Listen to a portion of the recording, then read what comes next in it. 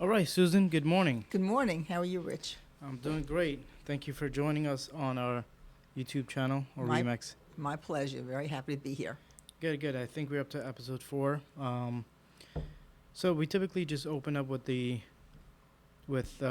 guests expressing who they are, letting people know who Susan Moskowitz is, how long you've been in the business, maybe some things you've done prior to joining being in the real estate business. So go ahead.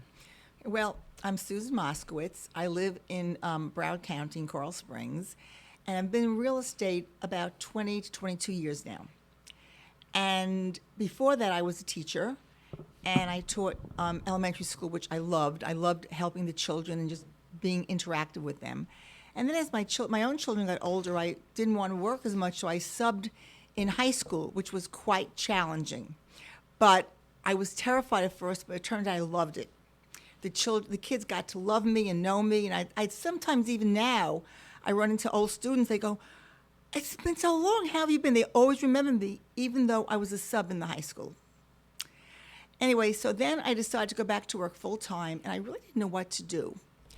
And it was almost like serendipity because one night I was in Walmart, which I hadn't been to in a few years, and I ran into an old family friend who was a broker. And I was telling him that I'm going back to work, but I'm not quite sure. I may go back to teaching. He said, "Susan, get your license and come with us." I never thought about it. I said, "If you're really serious, I'll sign up for real estate school tomorrow." And he goes, "Yes." And that's how I got into real estate. And I worked there a little bit, but it really And wasn't. this was how long ago? 22 years ago. 22 years It was ago. at night, like 10 o'clock at night in Walmart. I run into this old friend, if that isn't serendipitous. Mm-hmm. And the next day, he came to my house just to make sure, and I sat and I called up the real estate school, and I took the class, which I loved. I took the test, which of course I passed, and it's been wonderful. And when I got into it, my first thought was, this is so much fun. Why haven't I done this my whole life? I missed out all these years on something I really love doing. And here I am, 22 years later, still happy. Wow, 22 years later. That is a long career. I'm glad that you've been in the business for so long. And I love it. Every minute I've enjoyed all the challenges and all the rewards. It's wonderful. So did you start, were you always servicing South Florida, or did you start in a different location? No, I had moved down here when, in 1985. I shouldn't say. No, I'm saying when you started your real estate business, did you? Always South Florida, yeah. Always South Florida. Yeah, always Broward County. I've done a little in Dade. I've done some in Palm Beach County. Wherever my clients are, I go with them. Okay, but you typically serve for the most of your career, just Broward County. Exactly. Okay, cool. So I know there's got to be so many changes that has happened since you first started to now. Could you tell us a little bit about what you've seen over the years, just in the market, maybe, just anything you want to share? That's 20 plus years is a long time. Yes. Well, I got into it around '04, I believe it was. And at that time, it was amazing. The market was going up 22% per year. And people were literally lined up in the office just waiting to see us. They'd come in, they'd buy, they'd sell. Sometimes not even seeing the properties, because we used to have lists of people that wanted certain model apartments, let's say, and they were like 6 or 7 on the market. That was it. And the minute something became available, we'd call them and sell it. And listings, I mean, it was unbelievable. Like, was really easy. Then, of course, '06, hurricane happened and everything dropped, and then '08, the market crashed. So things have happened. I've written this out a couple of different times. It's about a 7-year cycle, I would say, where it starts to go up, and then you're at a really good high, and then it comes down, and then a couple of years later it goes up again. So I've written that out about 3 times already, so I'm used to all that now. Mm-hmm. Yeah, so you have to really know the market conditions and everything, what's happening around you. It's very important. And also, of course, the change on the internet are crazy. I used to advertise in the Sun Sentinel, believe it or not, to get people. And now everything's, I do mailers or it's on social media. The whole market has changed now. Well, yeah, I mean, you got to think about how many more, first off, you got to think about how many more new agents have come in the market since, that time. Right. Specifically over the last couple of years, how many new agents have joined the business. But so you have a lot more competition in just your market right here compared to the time, 10 years ago or so like that. A lot more. It's amazing. I look at the listing agents. I used to know, there used to be a few of us that service the area. I knew everyone backwards and forwards. Now it's all new names, people that don't know me. It's such a different market. I used to have agents calling me and say, Susan, what are you listing now? Because I love working with you.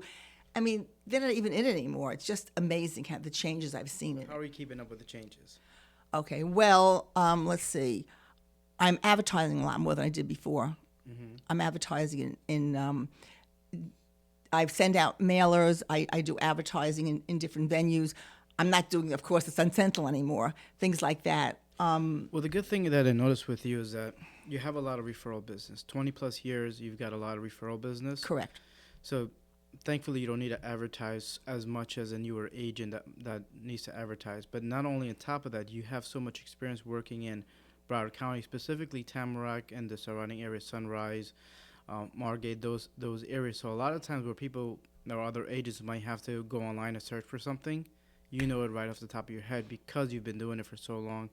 And as far as keeping up with the changes in the market, what I noticed with you is that you're really on top of things. I mean, you get Yes. to you see what's going on in the news, but not only that, because you're so active, you're involved in all the changes every single day. Yes, exactly. And there are a lot of changes as far as rules and regulations of condos like Kings Point, Tamarack, which I've done a lot of. Every year they have changes in rental restrictions and other things and minimum incomes and credit scores, and that I have to keep on top of all the time. They change management companies. I call the management company, I introduce myself. I'm really active. I've also given speeches to different areas in Tamarack, and I've gone around. I brought with me, I have a team of people. I brought my mortgage broker, and he's good for the buyers. I brought my title company with attorneys, and they're good for the sellers and buyers. So I've come with people. I have a good team behind me, and they've helped me express different change in the marketplace. Good. So, what are the advantages of working with an agent like you? Well, I consider myself a really good agent because I do what I consider value added I give. And that's important. I'm not just selling real estate. Anything you need from me, I'm here for. I answer my phone really almost 24/7. If not, I call you I back could tell you within that's true, for sure. Yeah, I'm always on the phone, always answering, and I text back, I email back. If you need a painter or a moving company, whatever you need, I'm there. Insurance companies. I myself just switched insurance companies for my own home, and they're fabulous, and I would give their name out. And I have a team of people that I work with that if you need anything, I'm there to help you right away. I've even given keys out at like midnight in parking lots and things. And 22 years of Parking lots? yes. What's Anything that Oh, needs to man. get done. Recently, I gave a key out. We had a closing, and I had to sell it, but the buyer couldn't get there to get the key from me. I met her in a gas station at 9:30 on a Friday night, 9:30. I mean, anything that anyone needs, the buyer or the seller, either side, I'm there for because we're a transaction broker, and if you don't know what that means, it basically means that we're here for the transaction. We're trying to work with the other agent and make the deal happen. So anything that I can do to help the other agent's client or the other agent, I'm always there for them. Yeah, and I've seen that firsthand. I've seen you drop things on a Sunday to go and help customers because you want this property and you know that property is going to go very quickly in the market. So they call you up. You're in the middle of shopping, Yes, in and- Publix, right. in Publix or something like that, and they're like, hey, Susan, we really want to see this property. We're in love with it. We know this is going to go quick. And you're like, hey, I'm going to go to checkout right now. I'll meet you at the property, and let's go take a look at it. So I think that's super important and definitely an added value. The other thing I think is very important that people don't realize is that the other agents are like we are, all human beings with different personalities. So if I have a buyer I'm taking out, and they're interested in a property, I always will contact the agent first and get to know that agent with my personality and see his or her personality. And it always helps me because really 98% of the deals I do make, even though there are multiple offers, because I've talked to them, they've known me, and knowing me as a person I find is very important to get a deal through sometimes, especially when the market is very competitive. Yeah, I think that that personal relationship and getting to know that other side is important to getting a deal done. It really does help the transaction for sure. So over the last 20 years, can you share some challenges and good experiences that you've had? Well, the best experiences I've had actually is when I close something and then I'll get a text from the person, or sometimes I get a recommendation from the brokers, owners of other companies, and they text me saying what a fantastic job I've done. And that is very rewarding within myself. It just happened last week. And also, sometimes I'll close a deal and right away I'll get 2 or 3 referrals. They've decided to buy another property, or they've referred me to somebody else, and that's a really good feeling when that happens. It happens pretty often, actually. Good, good. Any interesting stories? Well, let's see. Interesting. Well, the one at midnight I think is really interesting. I actually had a landlord and tenant, and I was in a very funny situation because the landlord was out of state, and he entrusted me with the keys, and I'm a very ethical, honest person, and I just wouldn't lie. I mean, it's just not me. So I had both sides, and you have to be fair to both sides, and the tenant paid in advance and requested the keys being given to him the day before so he could move. The moving truck could come at like 8 o'clock in the morning, they could start packing. Well, my landlord absolutely refused. He would not let me give the keys. So I'm thinking, how can I do this legally? And without lying, I think, at midnight, it's the next day. It was a Friday night. I'll never forget. I met my tenants in my parking lot of my office about 12:15, which was the next day, and gave them the keys. And they were so appreciative. My husband couldn't even believe, what are you doing? I said, I've got to get my clients. Oh, my gosh. Another story was I was getting a listing, and it was years ago, and this is also when the market was tough, 04, 05, that area. And they were getting divorced. The husband was my client, and he told his ex-wife the only way he'll agree to the sale is if I get the listing. But you have to be there tonight. And it was like 11 o'clock. I got dressed, and by 11:30, I was at his 11:30 p.m. PM, I got dressed, and I was there, and I got the listing. 11:30 p.m., I wrote the listing up, and I got the listing from her for the house. Wow. Yeah. So it's fun. You do what you have to do. I've gone to like my grandchildren's birthday parties, come home at 10, 11 o'clock, and had a contract waiting for me. I've started working on it at 10 o'clock at night. I don't like to let things lay because guess what? The next day, there's more things, and it adds up. So whatever I can do that day, I feel better with. Yeah, I think it's important getting things done as quickly as you possibly can. Right, because there's always new challenges that come up. So as far as challenges, the worst one I can remember, I still remember this. I was going on a listing, and we had a great listing appointment. I thought I gave him all my comparables, all the papers. I explained the whole neighborhood, because you have to really keep up with everything. And I recommended a price. He was very happy. And then a week later, he tells me, I went with my cousin. The same price I recommended, but he gave it to his cousin. So that was a big letdown and a challenge I felt I had. But I did my best, and I at least I knew I could hold my head up high that I did the right thing. Certain things you can't control, just like that, right? You did what you have to do on your part. Exactly. And, you win some, you lose some, right? Right. So as long as you're continuing to provide the best service you possibly can, go out there. There's nothing you can do. I mean, somebody wants to list with their cousin. Right, exactly. I wish them good luck. Wish them good luck. And say, that's hey, all I could do. Right. If it doesn't sell, I'm here. Exactly. Call me, right? Exactly. I know it's priced well because I gave you the price. Right, and he used the price. So evidently, the price was perfect. Right. Yeah, and then so that's good. And that's another key thing, right? So a lot of customers, specifically sellers, they think that price is the end all be all kind of thing. So tell us a little bit more besides the price. What other things matter in the sale of your home?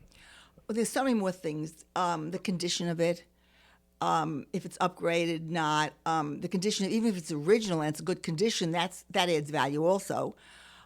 Sometimes I recommend painting or taking wallpaper down. I don't like a seller to spend more money than they have to. I prefer leaving it the way it is, but sometimes you really have to do something to it. I always get it cleaned, have them clean it, because I go to some properties with buyers, and they're so. I went to one yesterday. You open the refrigerator, it was filthy. It hadn't even been cleaned out yet, and I would never list it in that condition. I'd rather wait a week or two till everything's perfect, and then list it as the best it can be shown. The view is important. What does it face? Is there near traffic? I find out some areas they're going to build. Let's say they're taking down it's happened a few times. They're taking down the beautiful golf course view and building buildings up there. All those things are important when I list something. I try and find out as much about the area and the property as I can. Yeah, I think the as far as being the property being shown, it's very important for the condition, the way that the house presents itself, right? Because even though you may not think it's important, right? Because maybe the seller's been living there so long that you think, oh no, it's in great condition, we can sell it like this. For the new buyer, it has to be in the best possible condition that it can, in order for it to sell for the highest amount possible. And that's where the professionals come in and kind of give that advice, because their judgment can be skewed a little bit, right? Especially Right. when they've been there for so long. All right. I had a really great buyer a few months ago. He called me up and he said to me, it was my mother's property, and I don't know. I'm taking your advice. What do I need to do? And I even went into I told him exactly what had to be done. He did everything plus. I even told him about the circuit breaker box. It'd be a good idea to change that out because the one he had was old. That would be called for by an inspector. You know, when I'm doing this 22 years, I know what the inspectors are going to call. Well, you just closed on a probate condo. This is the one, the probate condo. And everything I did, I even said to him, if you want to sell furnished, either way, there's a little nick in the furniture. He had the furniture redone. I mean, it sold in a week. He did everything I said, and it was the easiest transaction. It really was. Mm-hmm. Good, yeah. How long did that probate transaction take? Can you maybe educate a little bit, the audience a little bit on what a probate transaction is? Sure.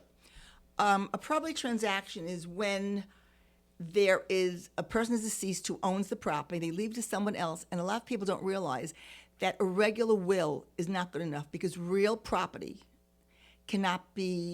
you can't assign it in a will. You have to have either a trust or two names or a life estate, different ways of doing it, that the person gets it. If there was nothing like that done, then it goes into what's called probate, which an attorney has to handle to make sure there are no heirs. It could take 3 to 6 months. If an attorney knows we're doing really well, I've done them in 3 months.